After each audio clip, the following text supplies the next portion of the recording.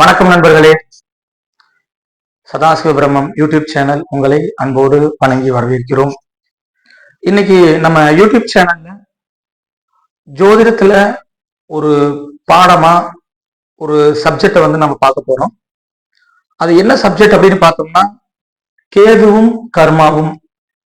பொதுவாகவே மனிதன் பிறந்ததே கர்மாவினுடைய அடிப்படையில தான் பிறக்கிறாங்க. அந்த பிறப்பு தன்னுடைய வாழ்நாள் முழுவதும் கர்மாவுடைய இம்பேலன்ஸ் என்ன இருக்குதோ அதுதான் நம்மளைய டச் பண்ணிக்கிட்டே வந்துட்டு இருக்குது. அதை நம்ம ஜாதகத்துல எப்படி கண்டுபிடிக்கிறது, நம்ம ஜாதகத்துல எது கர்மவா இருக்குது, எது கர்ம பலனை எந்த காலகட்டத்துல நம்ம அனுபவிச்சுக்கிட்டு இருக்கிறோம், எதை அனுபவிக்க போக போறோம் அப்படிங்கிற விஷயத்த நம்ம ஜாதகத்துல இருந்து ஒரு விதியாவும் ஒரு தீர்வாகவும் பார்க்க போறோம். இப்ப முதல் விதி என்ன அப்படின்னு பாத்தீங்கன்னா, கேது நின்ற பாவம், இரண்டாவது கேதுவுடன் சார்ந்த கிரகம், மூணாவது கேது பார்த்த பாவம், நாலாவது கேது நின்ற சாரம், ஐந்தாவது பாத்தீங்கன்னா இவை அனைத்தும் நின்ற திசா புத்திகள்ல தான் ஒருத்தருடைய ஜாதகத்துல பொதுவாவே கேது அப்படிங்கிறது அந்த இடத்துல ஆக்ட் பண்ண ஆரம்பிக்கும். இப்போ இந்த இடத்துல கேது எப்படி வேலை செய்ய போறாரு, எப்படி வேலை செஞ்சுட்டு இருக்கிறாரு அப்படிங்கறத நம்ம ஒரு உதாரண ஜாதகத்துல பார்க்கும்போது தெரிஞ்சுக்கும். பொதுவாகவே ராகு கேது அப்படின்னு நம்ம சொல்லும் போது எல்லாருக்கும் திருமணம் சம்பந்தப்பட்ட விஷயங்கள்ல பிரச்சனையை கொடுக்குது. எங்க பையனுக்கு ராகு கேது அதனால கல்யாணமே ஆக மாட்டேங்குது, எங்க பொண்ணுக்கு ராகு கேது அதனாலதான் கல்யாணமே ஆக மாட்டேங்குது, எங்க பொண்ணுக்கு ஏதோ நாகதோஷம் இருக்குதாமா அதனாலதான் புத்திரபாக்கியமே ஆக மாட்டேங்குது, இந்த மாதிரி எல்லாருமே சொல்றத நம்ம கேள்விப்பட்டிருக்கிறோம். அது எப்படி நமக்கு ஜாதக ரீதியா இருக்குது அப்படிங்கறதுதான் இந்த பதிவு. இப்போ ஃபர்ஸ்ட் பாத்தீங்கன்னா, லக்னம் மேஷ லக்னம், லக்னத்துல ராகு நிக்கிறாரு, 7ஆம் இடத்துல கேது நிக்கிறார். இது ஒரு ஜாதகம். மற்ற கிரகங்கள் போல ராகு கேதுவை மட்டும் நம்ம இந்த ஜாதகத்துல ஒரு 3 ஜாதகம் எக்ஸாம்பிள் பார்ப்போம். இப்போ மேஷ லக்னம், லக்னத்துல ராகு, 7ஆம் இடத்துல கேது. பொதுவா ஒருத்தருடைய ஜாதகத்துல 7ஆம் பாவகம் அப்படின்னு சொல்லக்கூடிய இடம் திருமணத்தை சுட்டிக்காட்டக்கூடிய பாவகம். ஒருத்தருக்கு திருமணம் ஆகுதா இல்லையா, திருமணம் ஆகுமா ஆகாதா அப்படின்னு சொல்றது 7ஆம் இடம் தான். அப்ப இந்த ஜாதகருக்கு 7ஆம் இடத்துல கேது போய் உட்காந்துட்டாரு.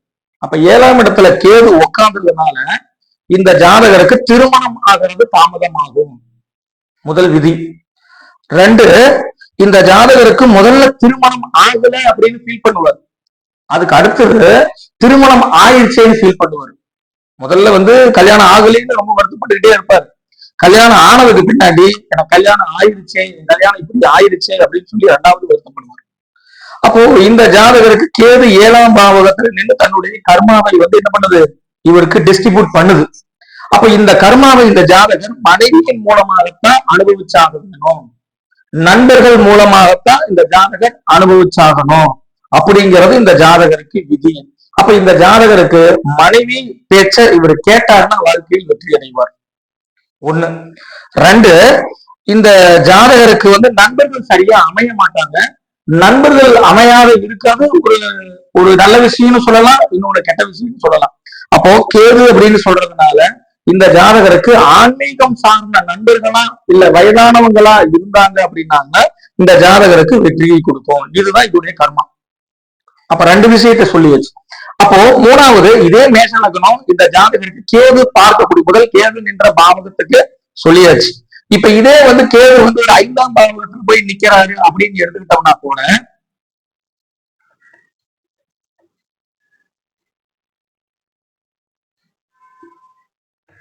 அந்த ஜாதகருக்கு புத்திர பாக்கியம் ஆகிறது தாமதத்தை கொடுக்கும். இதே மாதிரிதான் 2ஆம் இடத்துல இருந்துட்டாருன்னா அந்த ஜாதகருக்கு அந்த பொருளாதாரம் சம்பாதிக்கக்கூடிய விஷயங்கள்ல அவருக்கு பிரச்சனையை கொடுக்கும். 3ஆம் இடத்துல இருந்தாருன்னா ஜாதகருக்கு தைரியம் அப்படிங்கிற ஒரு விஷயம் அந்த ஜாதகருக்கு கிடைக்கிறதுக்கு வாய்ப்புகள் குறைவு. 4ஆம் பாவகத்துல போய் நின்னாருன்னா அந்த ஜாதகருக்கு வீடு, நிலம், வண்டி, வாகனம், அசையும் சொத்துக்கள், தாயார் அவைகளெல்லாம் பாதிக்க வைக்கும். 5ஆம் இடம்னு சொல்லக்கூடிய இடத்துல கேது உட்கார்ந்தாருன்னா புத்திர பாகியத்தை தாமதப்படுத்தும். 6ஆம் பாவகத்தில் நின்னாருன்னா அந்த ஜாதகருக்கு நோயை கொடுக்கறதுக்கு வாய்ப்புகள் அதிகமா அமையும். 7ஆம் இடம் திருமணம், 8ஆம் இடம் ஆயுள் இல்லைன்னா அவமானம், 9ஆம் இடம் தந்தை ஸ்தானத்தை பாதிக்கும், 10ஆம் இடம் தொழில் ஸ்தானத்தை பாதிக்கும், 11ஆம் இடம் பாத்தீங்கன்னா தான் லாபஸ்தானத்தை பாதிக்கும், 12ஆம் இடத்துல கேது உட்கார்றது ஒரு சிறப்பு. என்ன அப்படின்னா இந்த ஜென்மத்துல அந்த ஜாதகர் ஒரு கோவில் கட்டக்கூடிய அமைப்பு அந்த ஜாதகருக்கு வரும். அப்ப இந்த ஜாதகருக்கு வந்து பாத்தீங்கன்னா இப்ப கேது நின்ற பாவகம் வந்து நமக்கு தெரிஞ்சு போச்சு. 7ஆம் பாவகம் நிக்கிறதுனால இந்த ஜாதகருக்கு திருமணம் ஆகிறது தாமதத்தை கொடுக்குது, திருமணம் ஆகிறது பிரச்சனையை சொல்றாரு. 2வது விதி என்ன அப்படின்னு பாத்தீங்கன்னா கேதுவுடன் சேர்ந்த கிரகம். அப்போ இந்த இடத்துல கேதுவோட எந்த கிரகம் சேர்ந்துட்டாரு, உதாரணத்துக்கு வந்து சந்திரனையே நம்ம கூட்டுக்கலாம்.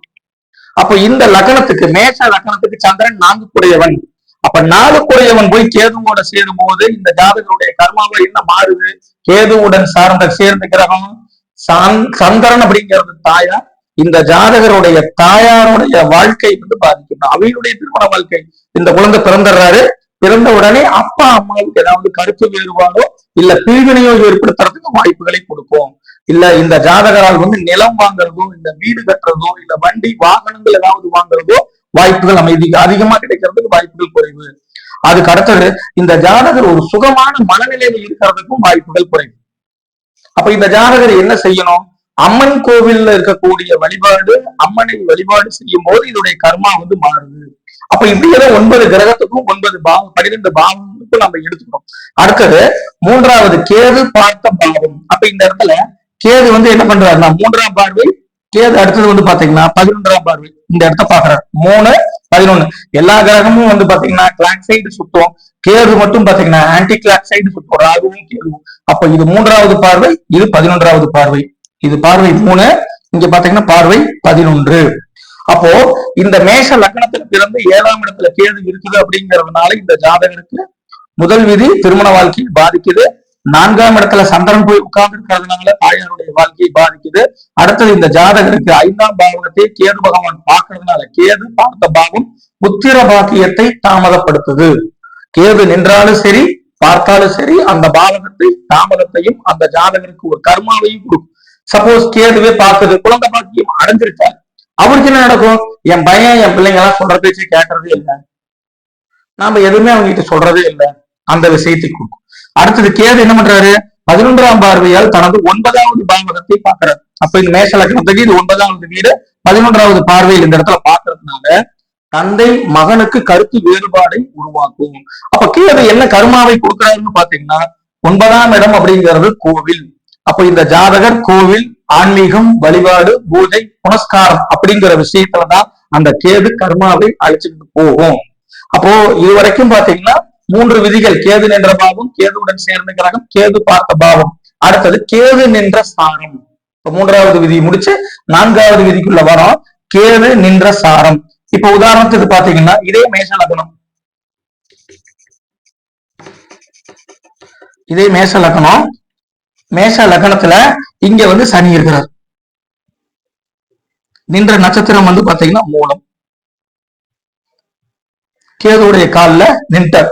அப்போ மேஷ லக்னத்துக்கு இந்த ஜாதகர் வந்து பாத்தீங்கன்னா 10, 11 குடையவன் சனி. அந்த சனி பகவான் போய் மூல நட்சத்திரத்துல உட்கார்ந்து இருக்கிறதுனால இந்த ஜாதகருக்கு தொழிலில் வளர்ச்சி கிடையாது.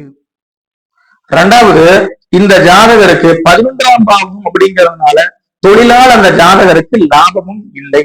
அப்ப இந்த மாதிரி ஜாதகம் இப்ப இருந்துச்சுன்னா நீங்க சொந்த தொழில் செய்ய வேண்டாம். நீங்க வந்து ஏதாவது கூலி வேலைக்கு போறீங்களா, இல்ல வேற ஏதாவது ஜாப்புக்கு போறீங்களா, அந்த மாதிரி செஞ்சுக்குங்க. இல்ல ஒரு சிலர் கேட்பாங்க, இல்ல என் பேர் இருக்கிறதுனாலதான் இந்த மாதிரி தொழில் டவுன் ஆகுது, இல்ல மனைவி பேர் வைக்கலாமா, இல்ல பசங்க பிள்ளைங்க வைக்கலாமா.